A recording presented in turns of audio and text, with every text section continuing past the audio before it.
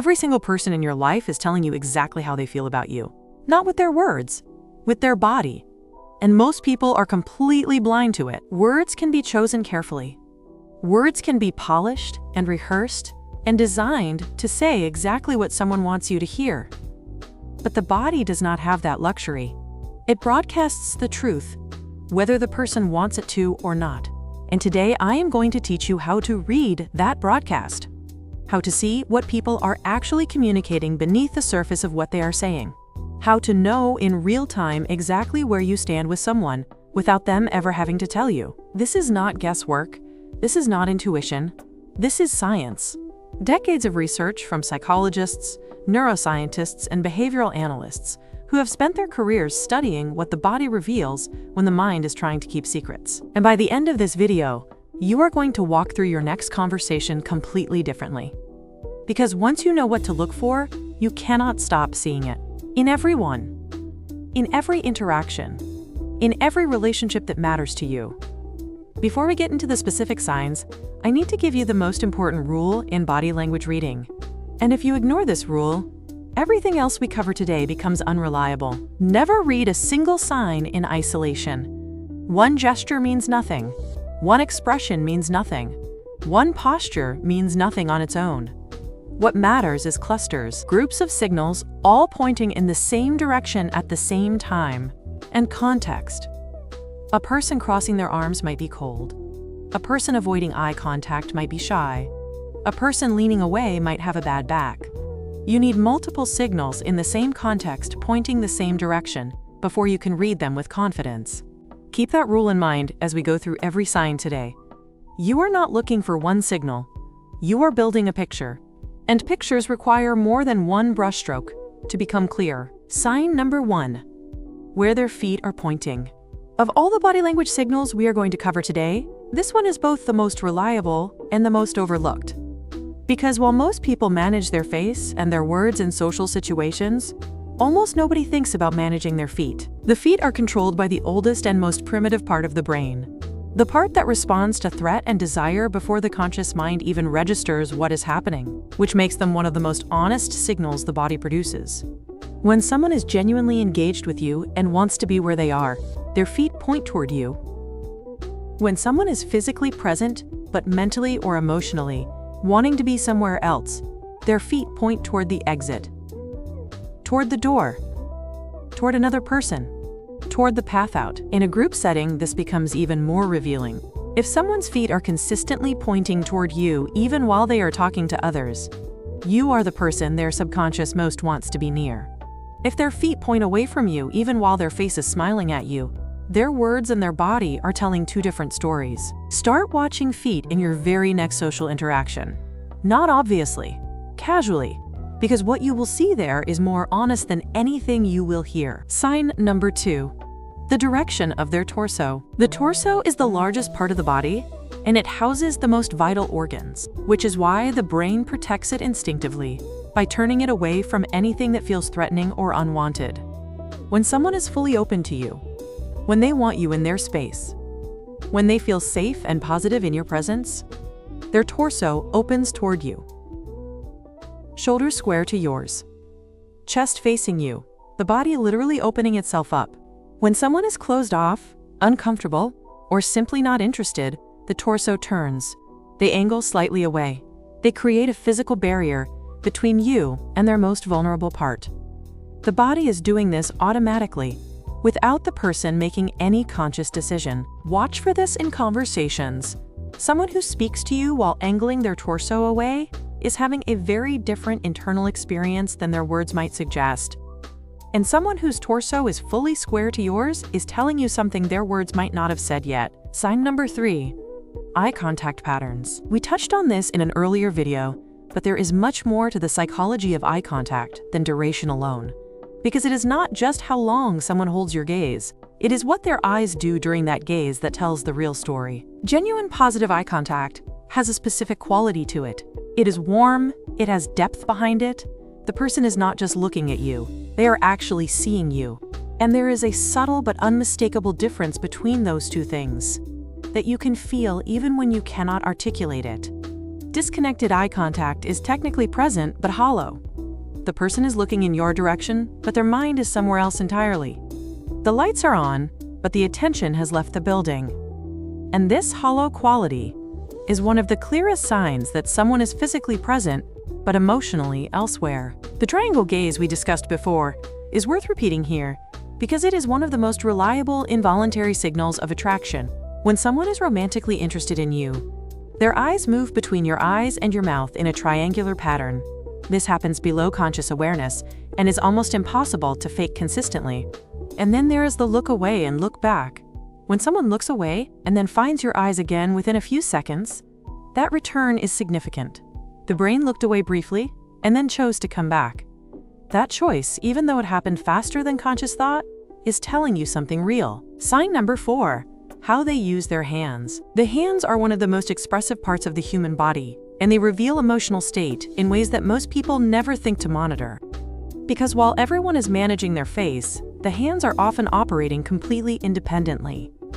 Open hands shown to you, palms visible, gestures that display rather than conceal, are signals of openness and trust. The body is literally showing you that it has nothing to hide, that it is comfortable being visible to you. Concealed hands, hands in pockets, hands behind the back, hands gripping something, are signals of discomfort, anxiety, or the desire to conceal. The body is protecting itself from being fully seen. Hand touching the face, particularly the mouth and nose area, often signals that something is being processed, suppressed, or withheld. Not always dishonesty, but always some form of internal management happening that the person may not be consciously aware of. And when someone gestures toward you while speaking, when their hands move in your direction, when their gestures draw you into what they are saying rather than excluding you, that inclusion in their physical expression is a sign of genuine engagement and positive feeling toward you. Sign number 5, proximity and how they manage the space between you. Humans have invisible bubbles of personal space around them that they guard with unconscious precision. The size of the bubble they allow with different people is a direct reflection of how they feel about those people. Strangers get kept at about 4 feet or more. Acquaintances get somewhere between 2 and 4 feet. Friends and people we like get between 18 inches and 2 feet. And people we are genuinely drawn to are allowed inside 18 inches without triggering discomfort. But the most revealing thing is not where someone positions themselves initially. It is how they respond when the distance changes. If you move slightly closer and they hold their ground or lean in, that is comfort and positive feeling. If they shift back slightly or create distance in response, the body is telling you something the face may be trying to hide. Also watch for what psychologists call space invasion comfort. When someone brushes against you, sits closer than they need to, stands in your space without apparent awareness of it, and does none of the usual body adjustments that signal discomfort with closeness, they are telling you that your physical proximity is something they actually want rather than something they are merely tolerating. Sign number 6, mirroring and synchrony. We covered mirroring before, but its role as a general body language indicator of how someone feels about you goes far beyond attraction alone. Mirroring is the body's way of saying, I am with you, I am aligned with you, I feel connected to you. When two people feel genuinely positive about each other, their body language begins to synchronize. They breathe at similar rates, they adopt similar postures, they move with similar rhythms, they laugh and lean and shift at parallel moments. This happens completely automatically and below conscious awareness. The absence of mirroring in someone who seems friendly is just as telling as its presence. When someone smiles and says the right things but their body consistently maintains its own rhythm without synchronizing with yours, there is a disconnection between the performed warmth and the felt warmth. And the body is telling you which one is real. Sign number 7, preening behaviors. Preening is the technical term for the small self-grooming behaviors that humans perform unconsciously when they are in the presence of someone they want to look good for. And it is one of the most reliable and least faked signals of attraction and positive interest that the body produces. Touching their hair, straightening their clothes, adjusting something they are wearing, running a hand across their face, sitting up slightly straighter. All of these small adjustments happen automatically when the brain registers someone whose opinion of their appearance matters. The key is that these behaviors happen below conscious awareness. The person is not deciding to fix their hair. Their brain is doing it for them because it registered someone whose perception of them matters and responded by trying to optimize their appearance for that specific person. And because it is automatic, it is extremely difficult to fake consistently over a long interaction. You can straighten your shirt once deliberately, but you cannot produce the continuous subtle stream of genuine preening behaviors that attraction generates without actually feeling the attraction that drives them. Sign number 8. The eyebrow flash. This is one of the fastest and most universally consistent body language signals in all of human communication. When we see someone we are genuinely happy to see, our eyebrows raise briefly, usually for less than a fifth of a second, before returning to their normal position. This signal is so fast that most people miss it entirely if they are not specifically watching for it. But it is extraordinarily consistent across every culture and every demographic that researchers have studied. It is one of those signals that the brain produces automatically before the conscious mind has even fully registered who it is seeing. When someone flashes their eyebrows at you upon seeing you, even briefly, even in the middle of a crowded room, that flash is genuine. It is not performed. It is not decided. It is the brain's involuntary expression of pleasure at the sight of you. And involuntary expressions are always more honest than the expressions people choose to show you. Sign number 9. Genuine versus performed smiling. Not all smiles are the same. And learning to tell the difference between a genuine smile and a performed one is one of the most valuable social skills you can develop. Because performed smiles are everywhere, and genuine ones are rare, and the gap between them tells you enormous amounts about how someone actually feels. The genuine smile, what researchers call the Duchenne smile, involves two specific muscle groups. The zygomatic major muscle, which pulls the corners of the mouth upward, and the orbicularis oculi, which creates the crow's feet, wrinkles around the eyes and causes the eyes themselves to slightly squint and brighten. The performed smile uses only the first muscle group. It moves the mouth, but leaves the eyes unchanged. Flat eyes, unaffected eyes. Eyes that are technically open and directed at you, but not participating in the smile happening below them. When someone gives you a genuine Duchenne smile, when their eyes are as involved as their mouth, when the smile reaches all the way up and creates the specific crinkle around the eyes, that smile is not chosen. It is produced by something real that your presence created in them. Sign number 10. What their body does when you are not looking. This is the sign most people never think to check, because most people only monitor body language during direct interaction. But some of the most revealing signals happen in the moments when someone thinks they are not being observed.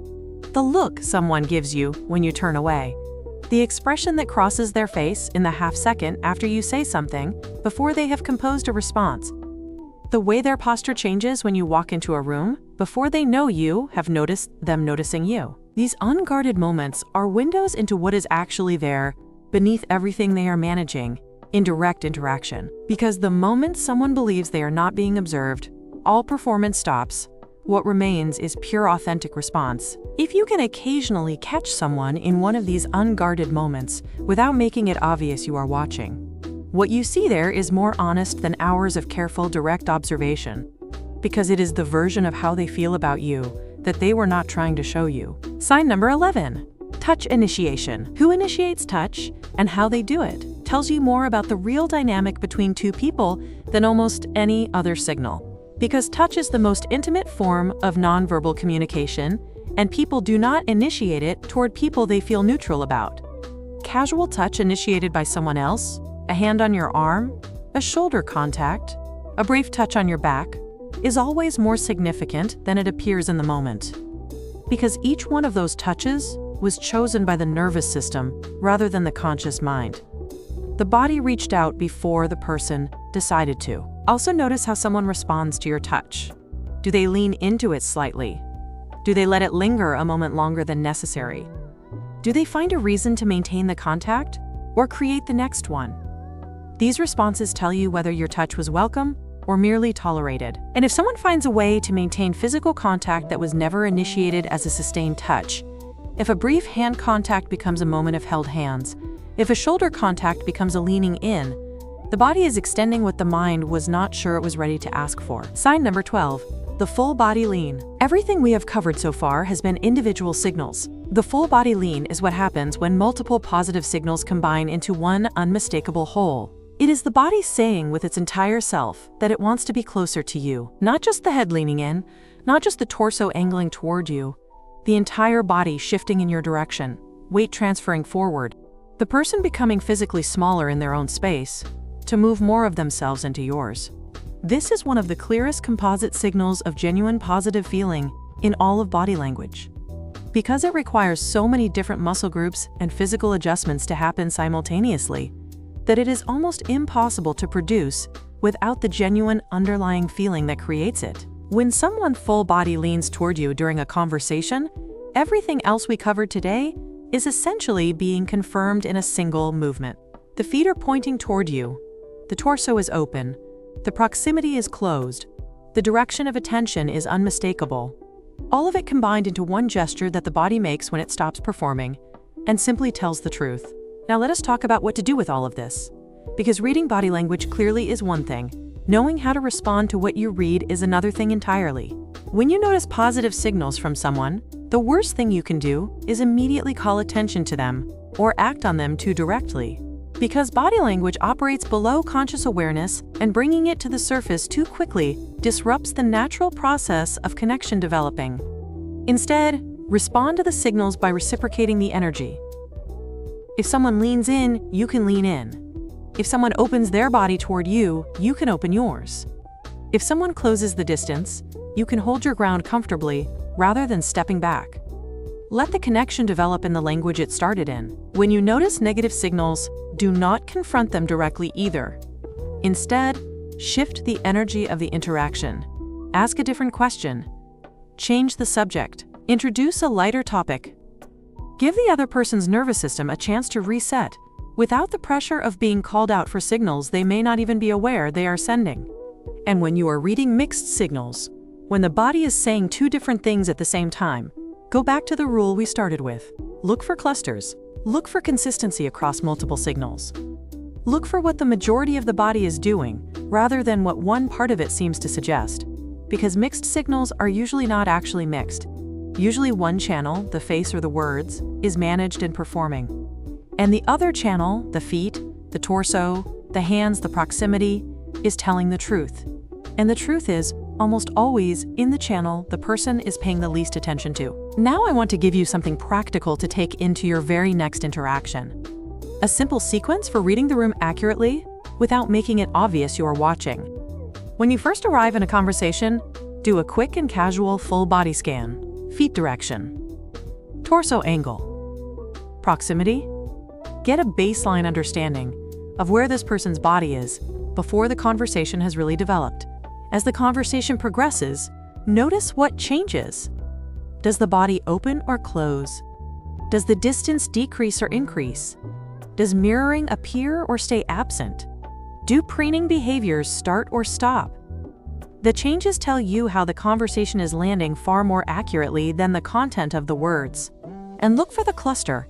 Are 3 or more signals pointing in the same direction? Because 3 or more signals in a cluster is not coincidence. That is the body speaking clearly and consistently about what the person is actually feeling in real time. 3 or more positive signals in a cluster means the interaction is going well, and the other person is genuinely engaged and positive. 3 or more closing signals in a cluster means something has shifted, and the other person's nervous system has registered something it does not fully want. This is not about judging people. This is not about catching people in something. This is about having the clearest possible picture of what is actually happening in your interactions so that you can respond to reality rather than to the performance that covers it. Because the most socially intelligent people in the world are not the ones who say the cleverest things. They are the ones who read the room most accurately and respond to what is actually there rather than to what they hope is there or fear is there. And reading the room accurately starts with understanding that every person you will ever meet is speaking 2 languages simultaneously. The language they chose and the language their body is speaking for them without permission. Learning the second language is not a skill reserved for psychologists and behavioral analysts. It is a skill that anyone can develop with attention and practice. And the practice starts in your very next conversation. Pick one signal from everything we covered today, just one, and spend your next interaction specifically watching for it. Not all 12, not a full scan, just one specific signal in one specific interaction. Because focused attention on one thing builds the skill faster than scattered attention on everything. And once you can read one signal reliably, adding the next one becomes natural. The skill builds on itself until reading body language becomes as automatic as reading words on a page. And when that happens, when you can read both languages simultaneously without effort, the world of human interaction becomes a completely different experience. You stop being surprised by people. You stop being confused by mixed signals. You stop misreading situations that cost you real things. You start seeing people as they actually are. Clearly, honestly, with the kind of understanding that most people spend their entire lives without developing. And that understanding changes everything. Not just your relationships, not just your social life, the entire way you move through the world of other people. Because knowledge of what people are actually communicating beneath the surface of what they say gives you something that cannot be taken away. The ability to respond to reality every time, in every interaction, with every person who matters to you. That is what today was about. And now you have it. Think about someone specific in your life right now. Run through the 12 signs we covered. Which ones are you already seeing from them that you never had language for before? Because the signals were always there. You just did not know what you were looking at. And now you do. If this gave you something real today, something that changes how you see every interaction going forward, subscribe to Pulse Psychology, because this is the level we operate at every single day. Drop a comment below and tell me which of the 12 signs surprised you most. Which one are you going to watch for first? I read every single one. I will see you tomorrow.